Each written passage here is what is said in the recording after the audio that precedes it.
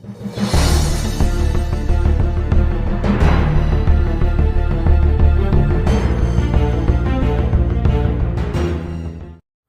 afternoon. Happy Savage Saturday. Keepers of the Cash. Gary B, the Casual Comic Guy here. And this week on Savage Saturday, episode 195, we are going all the way back to 2014 to review the Jim Zub written, Jonathan Lyle drawn, illustrated, Red Sonja, and Cub. All right. So the name does have a few nods. Obviously, it's an homage, Lone Wolf and Cub. And we're going to flip this camera around in a minute, and we're going to take a look at the inside, and we're going to discuss this book and why I think that you should look it up and buy it. Super affordable and a great Red Sonja tale, but we're going to tell you why. So hang on. We're going to flip this around, and we're going to give you an inside peek. All right, and we are back, Keepers of the Cash, again. So beautiful cover right here, and the cover artist is Jeffrey Chamba Cruz. And just a beautiful, stunning cover. You got Red Sonja facing off, protecting the cub next to her, Kazuko, and two warriors in the front ready to battle. So right away, this just sucks you in. A great cover here. And just what I love about this cover is it's not a pose cover. This is a cover that is directly tied to the story within. And those are my favorite. And it depicts Sonja as a warrior. Now let's take a look at our credits. We have Jim Zub as the writer. Obviously one of my favorites, and I love what he's doing with Conan right now. We have art by Jonathan Lau. Now this was, to the best of my knowledge, my first introduction to Jonathan Lau art. And I loved it. I was blown away. We have color by Stephanie Renee, and the colors in this book are amazing. Letters by Simon Bolin. And we're just going to get right into it. So this story is called Honor Bound. Now, it is a familiar story and a tale that's been told many times, right? You have the seasoned warrior that is in charge of a young person, and they got to get them someplace safely against many trials and ordeals. In this case, this is a future bride, and she is going to marry the son of an opposing clan.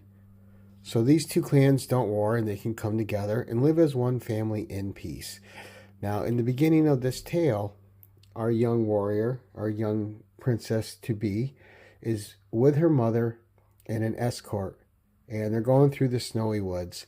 They are, of course, being tracked and hunted. Now, obviously, as with these tales, somebody does not want this union of these two clans to take place. And as you can see here, the art is just gorgeous. This fireplace setting with Sonja there is amazing. The mist, the colors bring it all together.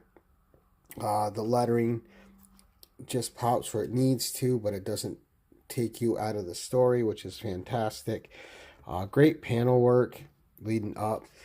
Now, obviously, as we're going through this, there's going to be some familiar tones and stories like these. The escort that the young to-be bride has currently dies, as does her mother, which leaves Sonja, after rescuing the young woman, in her charge. Now, Sonja's first reaction is to take her back to her tribe. And this young woman, she wants no part of that. She's young, but she wants to fulfill her mission and her obligation to her family and her clan. And she wants to see this marriage through, because this marriage means peace between her people and the other people. All right, so she is on their way to Clan Natsu. Sonja reluctantly agrees to take her and escort her there. And what's important about this is a Red Sonja tale, we know. We kind of know what the income is just in general. Sonja's going to succeed. She's going to get her young charge there. The marriage is going to happen. But this is about the journey. This is about what these two characters learn on the way from each other. And as with any of these great tales, it's always about the journey. It's what the characters learn along the way. So they're on the run. And you can see some of the great art here by Jonathan Lau. Sonja is protecting another assault on the princess's, soon-to-be princess's life. And you can see a lot, kind of a anime, kind of a manga feel to the art. It's kinetic, a lot of energy in this. And what Jim Zub does in the storytelling part of this is very fast paced, but you get quiet moments of reflection which advance the two characters.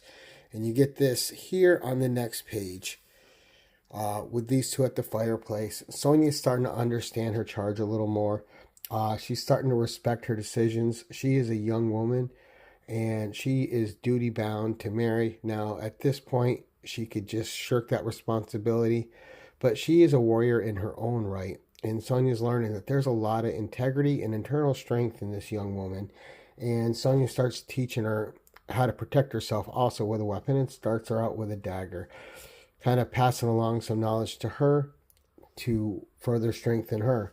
Now, as they move on, they go pass through this town where there's yet another assault on them and just some great action sequences.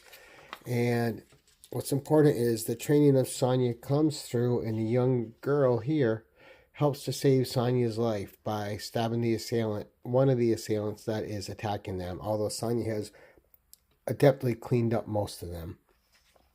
And again, you can see the spectacular artwork. Once they arrive at Fuyu Castle, where the wedding's to take place, Sonja refuses to leave her charge. She's going to see her through to the wedding. And although Sonja is like, you could leave if you want, the young woman is still showing Sonja her integrity by refusing to go and carrying out the marriage. She is duty bound, and for someone so young, she takes these responsibilities quite seriously. It is her marriage to the young man from this clan that is going to save both of these villages from war. So Sonja stays. The young woman, Kuzuko's grandfather, arrives and wants to go at war. They have found the mother dead, his daughter, and he wants the people responsible to pay. But while they're about to fight and Sonja is staving them off, the two young charges that are to be wed complete the ceremony as everyone's arguing, so that their families are now bound, and neither one can now go at war with the other due to their beliefs and their cultures. So, another one staved off, and this is one of my favorite shots, just from the back of Sonja. The hair looks amazing. And you got the young woman here who is happily looking forward to her future, leading her clan and with her husband and saving the family. They've achieved peace, and she tells Sonja that I can't go with you. She goes, but that I am bound by my duty. She's going to honor and serve her family, but that her spirit will always remain untamed. And Sonja respects that. And Sonja has learned a little bit of a different warrior's way through being in charge of this young woman. There are different ways to fight battles. There are different ways to see your responsibilities through, and that her way isn't the only way. And Sonja, throughout this story, was just adapting to what this young girl needed. And then, of course, we see Sonja making off in the end in a great splash page here by Jonathan Lau. But that concludes our story, and we'll just go back for a quick recap. All right, and we are back, Keepers of the Cache. Now, what am I going to grade this? Now, this story I've read a few times. I really enjoy it. Again, it's a familiar tale, but it's about the journey, as most of these familiar tales are. Some of the best stories are told over and over again with different characters and different warriors, different people going through the events. We all know the outcome, but the important part is always the journey and what our characters learn along the way. And I thought Jim Zub did a great job. He wrote a straightforward piece, which with no humor, just seriousness. He delved into character, and it's something Jim Zub does very well. He understands the characters, and he writes to the character's strengths. strengths. Sonja isn't just a savage, mindless warrior, which some people tend to write her as, which doesn't make any sense. He's got the compassion of Sonja. He's got the ability of Sonja to be more than just a bloodthirsty savage. She is not. She is a thinker. She's on her feet. She, of course, is a fearsome warrior, but she's also got a heart. She's also got her own code of ethics, her own code of honor, and all that shines through in this tale. And just a protective nature in the growing bond between this young bride-to-be and Sonja, taking on kind of the mother mantle, although she's an escort and kind of a mother figure at the same time. Overall, I'm going to give this story A because, yes, it's familiar, but it does what you want with a tale that you're used to. It gives you character growth.